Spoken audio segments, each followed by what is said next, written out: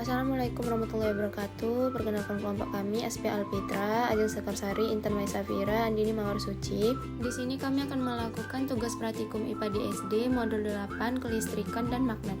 KP1 kelistrikan, judulnya percobaan arus listrik dan tegangan listrik.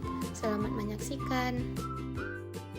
Listrik dinamis mempelajari tentang muatan listrik yang bergerak yang kita sebut sebagai arus listrik.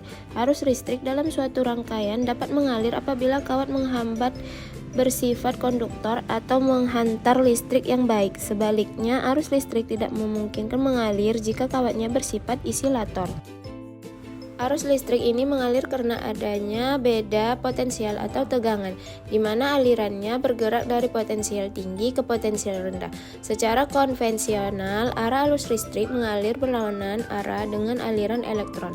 Menurut hukum Ohm, besarnya arus listrik dalam suatu rangkaian selalu berbanding lurus dengan besarnya tegangan listrik dan berbanding terbalik dengan besarnya hambatan.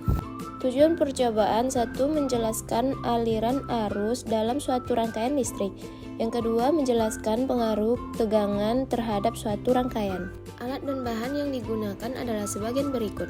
Yang pertama adalah baterai sebanyak 3 buah. Kemudian, tali kabel tersambung dengan penjepit sebanyak 2 buah.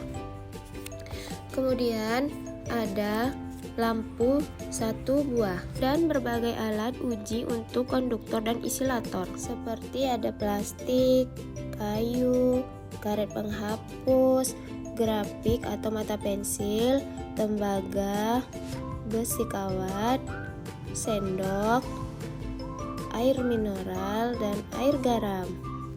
Percobaan pertama yaitu pada kawat besi. Pada kawat besi ternyata lampunya menyala karena besi mengantarkan listrik atau konduktor. Percobaan yang kedua yaitu sendok perak. Ternyata lampu juga menyala karena sendok dapat menghantarkan listrik atau konduktor. Yang ketiga yaitu pada kawat tembaga.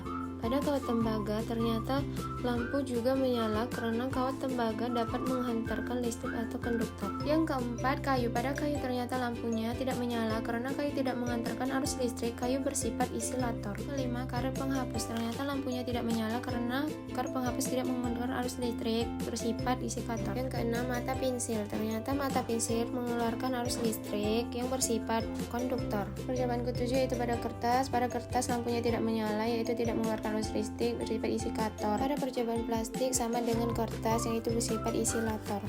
Pada air garam juga tidak mengontrol arus listrik dan lampu tidak menyala yaitu bersifat isilator. Percobaan pada air garam ternyata lampunya hidup mengantarkan arus listrik yang bersifat konduktor. Kesimpulan, arus listrik mengalir kita melakukan kawat menghantar yang bersifat konduktor, bahan yang menghantar arus di mana konduktor, sedangkan yang tidak menghantar dinamakan isilator. Dari percobaan, bahan yang termasuk konduktor yaitu kawat besi, kawat tembaga, sendok perak, grafik atau mata pensil, dan air garam. Sedangkan kayu, karet penghapus, kertas, atas plastik, dan air karena termasuk isilator. Percobaan kedua, tempelkan ujung kabel pada kutub baterai positif dan negatif. Ternyata hasilnya lampu menyala namun agak redup karena muatan listriknya tidak terlalu besar, hanya menggunakan satu baterai.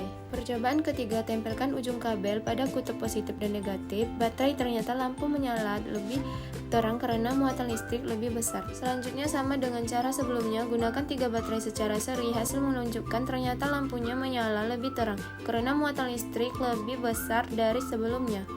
Terima kasih sudah menonton. Wassalamualaikum warahmatullahi wabarakatuh.